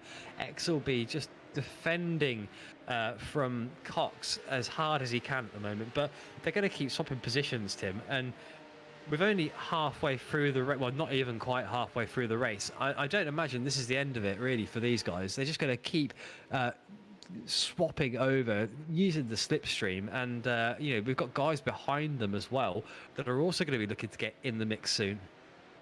Nick, we've seen it previously, obviously, from Armstrong and Exelby. These are two racers that just definitely don't give up. That you throw into the mix at Porsche Cup and the action we've seen in the first two heat races, as Armstrong looking for a move round the outside there. He's going to have all the work to do. And yeah, not quite able to get the move done there in the stadium section. And yeah, you throw into the mix the racing that we've seen so far. Anything could happen. Only halfway through the race, but however, you know, this could go absolutely anyway. Hall's up the front. It's going to feel a little bit lost on the podium if it finishes as it is. He'll be the only driver without a double-barreled surname. However, there's 1.1 seconds covering our top three. I'll probably be looking to work together just to pull away and create themselves a little bit of a pocket to Brittle in fourth. Obviously, Baffy's not too far behind. We've got a crash now, Nick. It's Hornby. Let's see what happens. He's caught the gravel there on the exit of that right-hander, but he's kept it out the wall. Luckily, it can be a bit. Well, I say he kept it out of the wall. He spoke too soon there, he had, but he didn't quite find the right gear there apparently. Well, never mind. That's a shame there for Michael Hornby. Unfortunate for him on this occasion. But here's Blackwell Chambers. Blackwell Chambers now still just trying to chase behind Gavin Halls, who hasn't managed to eke out that dominant lead that he had in the initial race. But we've got a very strong battle going on behind here. There's Armstrong, Cox, Exelby, and Mould also getting involved. Mould involved, and Armstrong up the inside there of Cox. He's got that bit done, and now he's going to have to try and chase up behind Exelby. But Matt Cox not letting him get away with that one. He's going to say, absolutely not, James. I want to try and keep that place myself. Thank you very much, because he really doesn't want to be the one having to have a fight with Mould here. And Mould dives down the inside. Looked like Matt Cox almost just moved out the way, but now still side by side with Dan Mould there, and James Armstrong now going to have an opportunity to try and dance away. Cox being pushed a little bit wide, maybe just getting all over those curves, but he has been overtaken by Mould now. Car number 5 of Mould will be looking to chase up to James Armstrong now, who not an easy person to chase, but we have seen a few mistakes from James this evening. We've seen him involved in a couple of incidents, so it's really his to lose at this point, and he just needs to try and keep climbing up the order. Exelby is his next target in the line of cars in front of him, and then he's got Bathy and Brittle. Whether or not he'll be able to make his way that far up the order, we will see. Dan Mould has not been looking quite as strong as he had been in the initial round when we saw him leading the race before he had that lockup which sent him off the track. He does appear to have a little bit of damage possibly there, which might just be hampering the performance of that Porsche Cup Challenge car that we've got there. So let's see what he can do in the next few laps. I don't think that he's looking like he's going to be challenging James Armstrong just based on how close they are, but speaking of how close they are, look at the front of the pack at the moment with Gavin Hall still not actually able to get away from Blackwell Chambers, who is also not a way to get away from Baxter Jones. Brittle behind must be laughing. He must be sat there thinking, they're just fighting it out. I'm taking the slipstream here, trying to, make a bit of, bit of fuel saving, keep it going, and waiting for that opportune moment where these guys get into a fight and start to slow each other down. Let's not forget though that Bathy's behind, and he has been somebody to look out for. Lost a few places in the previous race when he got involved in multi-car battles, but at the moment biding his time in 5th position. Now, Blackwell Chambers has driven a relatively steady race. Here's James Armstrong again, though. James Armstrong currently up at 13 places at the moment. So great race from him, and he's really managed to catch up to the back of Exelby. But Dan Mould also looking to get in on the action here. Maybe this fight with Exelby, he's pretty much pushing him along at this point, I think, James Armstrong. He's ever so close to the back, and he's flashing the lights, saying to Exelby, get out the way, I've got a fight on my hands behind me, and I don't want to lose that fight. And it looks like he's going to try now, and he's going to get past him there, isn't he, Tim? I think the inside line, he's got the pace on the exit, and he's just going to try and tuck it in, and Exelby's got no choice but to leave a bit of room there for James Armstrong. But he's not quite round, unfortunately. That windy exit section after turn 2, just not quite making it easy for James. But now they head down into the very heavy right-hander. Dan Mould now, he's going to move into the middle. They're going to go 3 wide. Exelby looking like the slower car at the moment, and Mould going to probably tuck in behind Mr. Armstrong here. James has kept it very tight there, but they've all stayed very, very close together. Not quite 3 wide as they were before. But look at that, Exelby now in behind James Armstrong. Mould not able to take advantage as he was hoping, but now he is up the inside. He's had to slow down a little bit. That's compromised a bit of speed, but Exelby's managed to stay side by side with him. James Armstrong now able to run off into the distance a little bit, and Exelby is still side by side, and Cox looking to get around Mould if he can while he's busy fighting with Rob.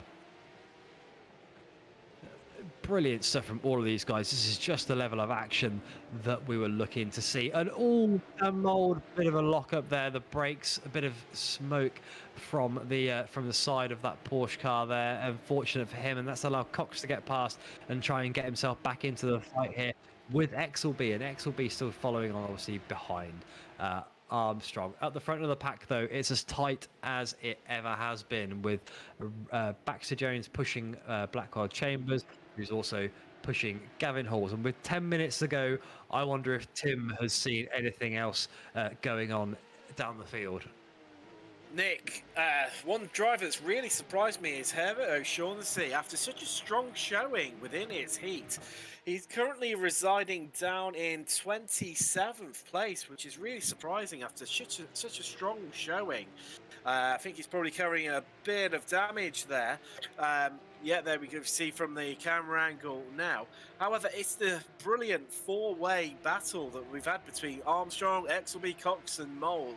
And not to mention that that's been going on. We've been ignoring the three-way battle for the lead between Halls, Blackwell, Chambers, and Baxter Jones. I think we're going to have to find some quick ways of saying the Baxwell, Chambers, and Baxter Jones surnames. I think, Nick, if they're going to be featured so much for all season long.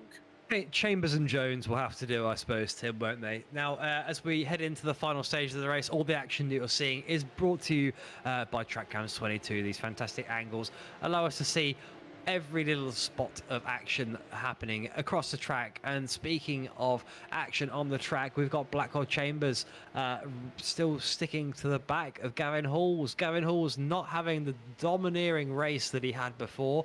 And obviously we got Jones then behind them in P3, looking to make his way onto the podium this evening in the final, in the first final that we've had this evening.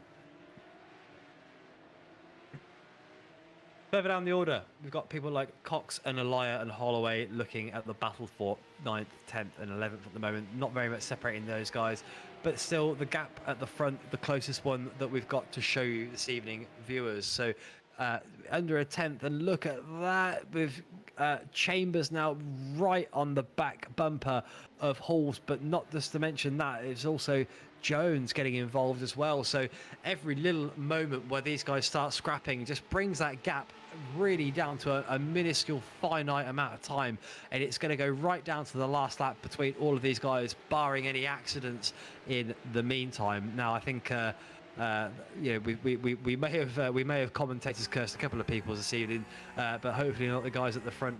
I think Kershaw and Lovesey have just exchanged places by the looks of it. The flashing colours on the timing tower for you a moment ago, and a bit of damage there on the front of that cup car of Lovesey by the looks of it. So Kershaw, oh, big lock from Kershaw there, and he's had to drift across the circuit, and that's lost him another place there by the looks of it. So unfortunate work, unfortunate incident there for Kershaw. Oh, really struggling there by the looks of it. Just maybe got a bit unsettled obviously after that incident. Now down the pit straight, 6 minutes to go, not many laps left in this race this evening, and Gavin Halls maintains a relatively comfortable lead, albeit I don't know how comfortable I would be with Chambers and Jones hanging on to the back of me as close as they are at the moment. Bridle and Bathy also very much in contention for a podium position if there are any incidents up ahead of them, and James Armstrong now in 6th position. Doesn't look like he's going to make his way up into this top 5 anytime soon, but this is Hockenheim and this is heat racing Porsches, and we've seen a lot of things we didn't expect to, as we see Gavin Hall having to defend really hard there on the inside from Chambers, and then Jones now just hanging on to the back of both of these cars and keeping this is a great view that we had there from the hood of Baxter Jones's car, and there's Chambers going up the inside. Is he going to be able to make it happen? No. Hall's closing the door on him and not really making it easy at all for Will in P2. Nick, it's well worth mentioning. Look at Bridle in 4th place. He was around about a second and a half down on the top 3, but where the battle has started to intensify as the race is starting to come to a close, he's now brought that gap down to 5/10 over Baxter Jones. And then not too far behind him is Dan Baffy, who's closed his gap up as well. He was around about another second and a half behind Bridle. That gap down to 9/10 now. So what was a 3-way battle for the win is now fast becoming a 5-way battle. Absolutely. We said, yeah, they were sitting there just biding their time, Bridle and Matthew, just waiting for something to happen up ahead of them, and it might well do with, I guess we say, the last 5 minutes of this race, well, 4 minutes now, well underway, and Chambers and Jones are going to be itching to get themselves onto the top spot. But this is a marathon and not a sprint. There's a lot of rounds left to go and a lot of points up for grabs for obviously all of these guys. So, you know, no need to throw it away on the first race, on the first round. Only 4 tenths from the leader to second place, and 3 tenths. Oh, and it looks like Blackwell Chambers might have actually just got round. Oh, timing towers just all on the hairpin there. Looks like they had a little bit of a swap around for a minute there, but they've gone back very much to the order that they were. Here we go. Let's just have a quick look here. The inside, he got very brave pushing Halls out, but it was too deep there for Chambers. It was very, very clever by Halls. He saw the move coming, he held on, let him run deep into the corner, and then picked up the pieces on the exit. Very, very intelligent driving there from Mr. Halls at the front. Chambers now, oh, the Chambers nearly losing the rear end there. That really, really slidey. Just shows how hard these guys are pushing. And Baxter Jones now can see the mistakes. He can see the cracks starting to show in Chambers' performance. And he's thinking to himself, a bit of extra pressure on this chap ahead of me could just lead to a disastrous ending for Mr. Chambers if he's trying too hard. Now, Brittle in 4th position is really holding on. Hall just starting to drag out a bit of a gap ahead now, ahead of Chambers, which means really the fight we need to be looking out for is the P3, 2, 3 and 4 fight, maybe even 5, with Bathy obviously still there very much in the mix, with only 2 minutes and 15 seconds of this race left to go. Tim, this is absolutely fantastic, and it's going to come all the way down to the line. Can I get a quick bet on you for who's going to come out on top of this? Well, your firm favourite has to be Gavin Halls, now eking out 0.8 of a second lead, and he'll be absolutely banking on Blackwell Chambers and Baxter Jones and Brittle, and now Baffy having an absolute epic battle and stripping up over one another. We've got Dan Mould here currently on screen. He's involved in the 4-way battle. We've got Exelby at the front of this train. Mould, Cox, and Alaya, who's joined the battle. However, not too far behind them is Hollowo and also Plasto. So absolutely anything could happen with around about 2 laps to go left of the race now. Armstrong growing his gap a little bit ahead of this fight, so he's leaving these guys behind. So hopefully Armstrong will be able to just carry on comfortably cruising through the laps. Up 14 spaces in this race, so very well done to Mr. Armstrong on this occasion. Here's Blackwell Chambers again. We're just going to carry on watching this fight at the front because it's been incredibly interesting so far, and Hall's now just starting to eke out a bit more of a gap, as you said, Tim. 0.8 coming up to 0.9 nearly. There will be a little bit of slipstream to play with here, but I don't think it's going to be enough to help out Blackwell Chambers in the fight against Baxter Jones. So the white flag has now been waved. Brittle going very wide there into turn 1. Looks like he's dropped back from Baxter Jones now, and we've got fights on the start finish straight here as we see Exelby dropping back now down the order. He's in 11th place. He must have had a bit of an incident or an off track, or maybe got nudged earlier on in the lap, which has sent him further back. Maybe we'll be able to catch that a little bit later on.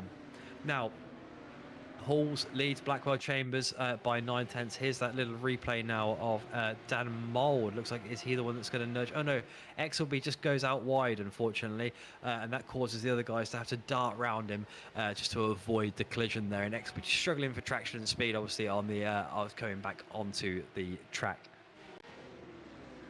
Here we are in the live view, a bit of tyre smoke back there, and Exelby diving down the inside here. Look, can he get back into P10? Elias got past Cox, but can Exelby do something on the last lap here? Cox up to 8th. Look at this fantastic racing from Matt Cox. We've seen him in contention for these higher points finishes throughout the evening, and he's certainly showing us what he's got here. Exelby right on the tail of his competitor ahead there, Mr. Holloway, and behind them they've got Plasto also looking to try and get in the mix in the last section. But here is Chambers coming into the stadium for the last time now. He's following Gavin Halls, but it looks like Baxter Jones not going to be able to do anything about it on this occasion. And we're going to have Halls, Chambers and Jones as your top three as Gavin Halls flashes the lights over the line as we see your top five going over the line. Top five separated by so little time as well in what's been a fantastic opening round to the Porsche Cup Challenge League here on iRacing UK. Armstrong comes over in 6th, Mould 7th, Cox 8th, Elia 9th, Holloway 10th, Exelby 11th, Plasto in 12th.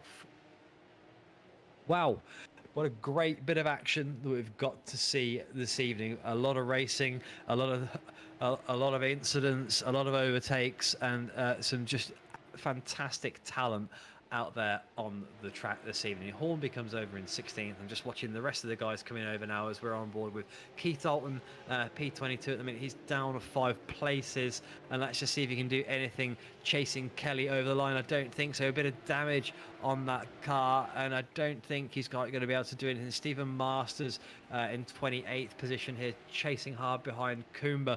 Again, only a 10th in it here, but probably not enough talent to get around at this point in the race. That car is looking very unhealthy, and that's going to camper him a lot in this situation. Is he going to be able to do it? They're really pushing quite hard as they get to the line.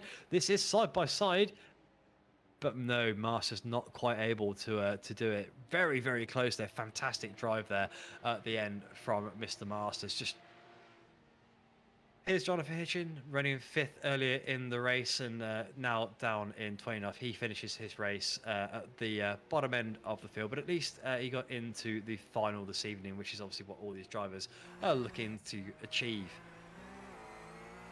And there you go. There are your feature race results on the screen. So we've got Gavin Halls, Blackwell Chambers, followed by then Mark Baxter Jones in 3rd. And then we've got Chris Bridle, Dan Bathy, James Armstrong, Dan Mould, Matt Cox, Johnny Elia, Adam Holloway, Rob Exelby, Pete Plasto, Byron Crawford, Martin Robinson, Ralph Cullinan, Michael Hornby, Andrew Lovesey, Stephen Kershaw, Kip Stevens, Kane Crawford, and Koyoshi Kelly. Keith Dalton in 22nd, followed by Oliver Carwardine, and then Colin Wynn in 24th. Steve Hughes in 25th, followed by Steve Olden. That's Lucky Steve, Oldie, golden oldie there, Steve. Love the livery we're seeing on there tonight. Michael Coomber, Steve Masters, Jonathan Hitchin, Greg Butterworth in 30th. Then we've got Stuart Brown, Rob Armstrong, Herbert, Denny Wood, Chris Roberts, Martin Rendell, Nick Alexander, Marcus Adams, Chris Hitchin, and Rob Sanford. We won't show you the championship because the order is exactly as you've just seen there. But next time you'll see the full championship standings once we've got an extra race with the results that we can obviously show you on the screen. So that has been the first round of the Porsche Cup Challenge League here on iRacing UK, brought to you from iRacing, the world's premier motorsport simulator. We'd like to say a very special thanks to everybody that's been watching us on the stream this evening. Join us in a couple of weeks' time for this Stetterton race, which will be at the same time, same format, and the very same races that you've got to see here on the track this evening. If you haven't already, hit that subscribe button on Twitch. We'd really love to have you as a subscriber. And if you don't want to subscribe, give us a little heart follow, and make sure you stay up to date with all of the broadcasts that are happening on the channel. If you're interested in getting involved with the Discord, it's www.facebook.com/iRacingUK. Head over there and ask us for an invite, and we'll get you involved in the Discord community. Tim, I want to hand over to you for a minute. If you just want to, any notes that you want to add to the grand finale here this evening. There is, Nick. There is, and I'm gonna have to. Thank you for Newbolton for kindly pointing out how the name Baxter Jones fits incredibly well into the song Dr. Jones by Aqua, and the chat are baying for us to sing it. So I think we'll close off with that one. Don't you worry. Thank you to Fluxy, Bless Ready, and Danny Faye Celebrindle for the follows. As Nick mentioned, you can follow us and subscribe to us on Twitch and also on YouTube. Obviously, our first time of broadcasting live on the YouTube platform. And well, as you mentioned, Nick, obviously coming up next Saturday, we've got the Race of Champions, which sees the winners from all of our leagues, and also the winners and runners up from within our community league, where we've been running races each week for the last season. And they go head to head back here at Hockenheim. And then Sunday night is the resumption of the GT3 League. It's back for season 3 for what delivers. Expects to be some absolutely great action. Likewise, what we've seen tonight. So, to make everyone happy, now someone had put some absolutely brilliant words in. Where was it? It was Nubleton himself saying, God, I can't believe I've done this. Normally I've had a few drinks in me by the time I've done something like this. That's Baxter Jones, racing Baxter Jones, going for the win. There you go. And on that bombshell, I will say a final thank you to everyone who had to hear that, everyone who subscribed, everyone that's raced with us tonight. A thank you to Sean Cranley Swash behind the scenes, and a big thank you to Tim for saving my voice on a number of occasions this evening. From us here at iRacing UK, it's good night.